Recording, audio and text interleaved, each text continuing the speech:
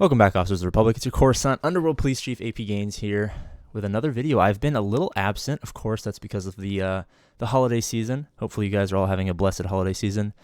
Your families and yourselves included. Hopefully you're doing well and are healthy. We're going to talk about what's next. What is coming to Galaxy of Heroes next? We just got a bunch of stuff. We just got Galactic Legends, 2 Galactic Legends, a bunch of marquee, like a crap ton of marquee characters. And we just got Starkiller, which kind of seemingly came out of nowhere and kind of threw us all for a loop, which was super interesting. But what's next? What holes do they need to fill? What avenues are they going to take? Are we getting more Starkiller characters? A lot of people are saying APGAINS. Are we getting Proxy? Are we getting these other characters? Like, how are they going to hash out this Starkiller lineup? Obviously, the marquees are all solid. But how are we going to actually come in here and make this Starkiller team viable? Because it's not necessarily, the most structured team that there is right now. I think that was just kind of a fluke. I think a lot of people have realized a long time ago this is kind of a fluke. We're not going to get more Starkiller characters. Knowing how CG likes to release stuff, especially because they work so closely with Lucasfilm and Disney, I can guarantee you guys that we're probably not getting Starkiller stuff ever again. Well, maybe not ever, because someone would have said never get Starkiller. 6 years later, you get them. So, maybe in 4 years and stuff like that, we can get some more Starkiller characters. But they just had like a downtime, and I feel like this was a perfect chance for them to drop a couple of cool characters and just see how we like them. Obviously, not the best Starkiller, unfortunately. I hope you guys didn't spend $2,000. CG did make a smooth, I think we did them at like $700,000 day one off Starkiller, which was nice and so juicy. But what are we getting next? They like to release stuff in accordance in cadence with the shows and with movies that are coming out, and maybe even potentially games. We've seen a couple of instances of that. I think we'll probably get a couple of marquee characters thrown in there. A lot of people are saying something for Gideon, like a scout trooper or something like that. I'm sure we'll get, a lot of those random holes filled. Like maybe we'll get, I don't know, an Omicron on a Jedi to help solidify the Qui-Gon team, and maybe we'll get, another clone trooper. Or, we're going to get a couple of one spin-off random characters thrown into the game. But what's really interesting is we're going to start absolutely going cray-cray for Book of Boba and Mando, probably Season 2. So I would imagine we're going to get new Mandos. Obviously, we have, if we actually scroll for Mandalorian down here, I can better illustrate my point for you guys. Let me just make sure my audio is actually working. Okay, the little red light's on. If you're still watching at this point, you haven't clicked off for whatever reason, go to the comment section. Make sure you like the video, of course. Go to the comment section. Tell me what is the best and worst places for a little red light.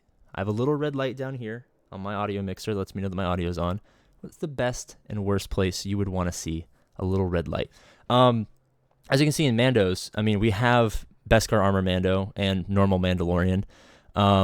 I would imagine we're going to get some sort of Darksaber or Staff Mando, maybe as a legendary event, maybe just as a marquee drop. I really hope that they go back. I'm just going to highlight that we do have Boba up in here, just, because I want to show him, because he's nice and fat. So we are probably going to get, a lot of characters coming from the show, which does drop in 7 days, which should be pretty exciting. So we're going to do a bunch of characters like that. But what I'm really hoping is this Beskar, maybe we get a Grogu. Since now that Season 3 is coming up, maybe once Season 3 drops, we get a Grogu with his lightsaber with Luke or something like that. But I really want to show is, why am I brain farting so hard? Journey guide. We need more characters like Gas. We need more characters where there's like multi-phase. I hope they do it in this sense. They're probably not going to make it hard. They're just going to say Relic 7, 25 characters or whatever it is, and you can have Darksaber Mando, blah, blah, blah, blah, blah. I want them to return to this kind of event. I think you guys can all agree with me, and let me know if you do or disagree, especially disagree, because, yeah, it's always awesome to see all the comments where you guys are like, oh my god, APGAINS, you knocked out of the park. I agree. But, we never really learn anything unless there's those couple of people who are like, hey, APGAINS, I like the take, but here's where you're probably wrong, and here's what I think. Those are the really helpful comments if you guys have those. But I'm tired of the Starkiller type event. I'm tired of the Galactic Legend type event. Was this event hard? No, this is the weakest event they've ever done.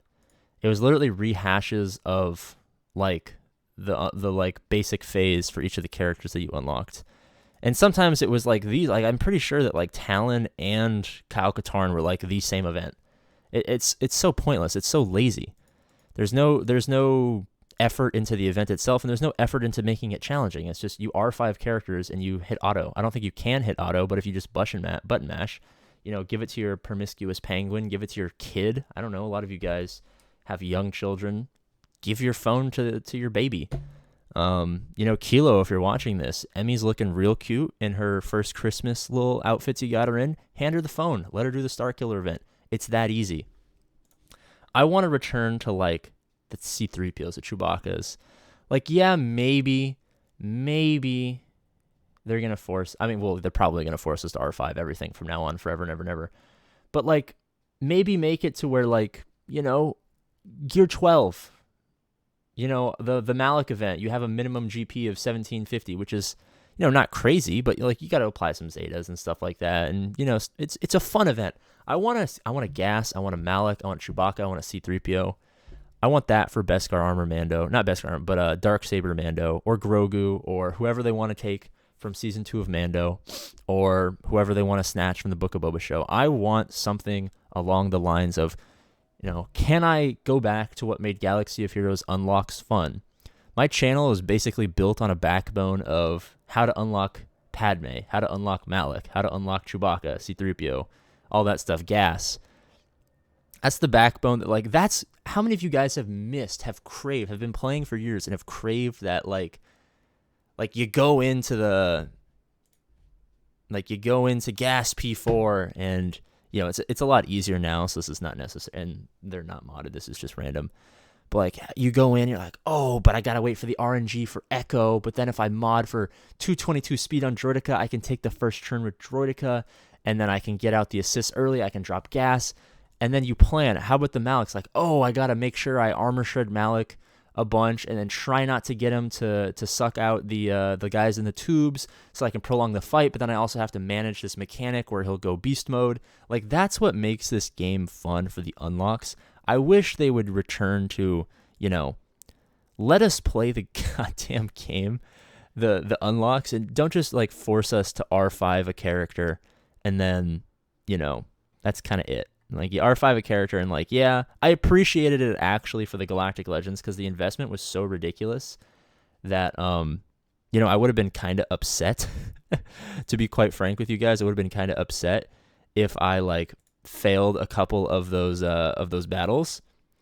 But to be perfectly honest with you, like, it was the Kenobi event was the biggest joke of all time. And I don't want to say that, have the GL events hard, so we're like SOKR and Rey, where you could potentially drop tickets, because that's the most annoying thing ever. But Gas even back then did not require the investment that a Galactic Legend did. Jedi Knight Luke required a pretty hefty investment, but like it wasn't the investment of Lord Vader, for instance. So this is basically what I ran the event with the first time, except for obviously Magna Guard was gear 10, which is all that matters. If you're doing Gas P4 and your Magna Guard isn't purple gear, you're doing it wrong. But like, this is the kind of event that we all have come to love, right? This is what I want from the game. This is what I want from 2022. I want this. Thank you guys so much for watching. Become members if you guys want to participate in IGL. We will have coverage coming soon. Week 1 is over. It was a fiery week 1. We're gonna have some interviews with the contestants. We're gonna have interviews with the team captains. And it should be a jolly good time. Subscribe if that's something you're interested in. And as always, I love you, and I'll see you later.